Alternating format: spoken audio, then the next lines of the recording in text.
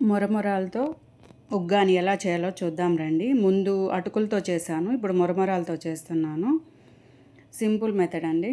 నేను చేసేదంతా సింపుల్ మెథడ్లోనే ఉంటుంది. ఏం లేదు, ఆనియన్స్, చిల్లీ, టమోటా అన్నీ కట్ చేసి పక్కన పెట్టుకోవాలి. కరివేపాకు, కొత్తిమీర అన్నీ కట్ చేసి పక్కన పెట్టుకొని, మొరమొరాలు వాటర్ తీసుకొని, ఒక బౌల్లో వాటర్ తీసుకొని, మనం ఎంత కావాలో మొరమొరాలన్నీ తీసుకొని వాటర్లోని తీసి వడగట్టి పక్కన పెట్టుకోవాలి.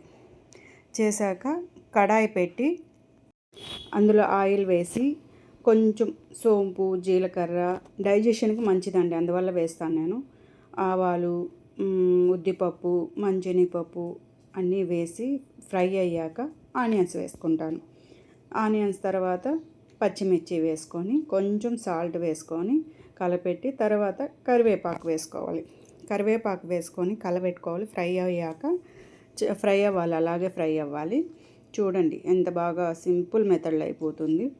అయ్యాక కొంచెం సాల్ట్ చెప్పాను కదా, యాడ్ చేసుకోవాలి. సాల్ట్ యాడ్ చేసుకొని తర్వాత టమోటా మనం చిన్న ముక్కలుగా కట్ చేసి పెట్టుకున్నాం కదా, అవి కూడా వేయాలి.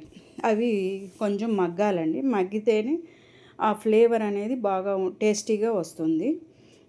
బాగా మగ్గినాక పసుపు, కారం, ధనియాల పొడి అన్నీ మనకి రుచికి తగ్గట్టు వేసుకోవాలి.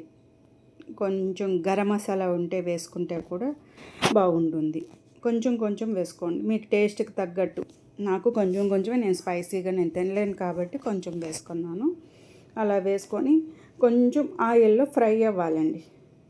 మిరప్పొడి, ధనియాల పొడి కొంచెం ఆయిల్లో ఫ్రై అయితే ఫ్లేవర్ కొంచెం బాగా ఉంటుంది.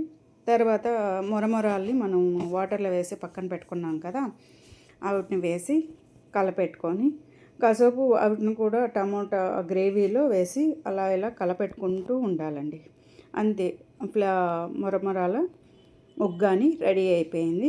మీరు కూడా ట్రై చేయండి. Please subscribe my channel, like చేయండి. Thank you, bye.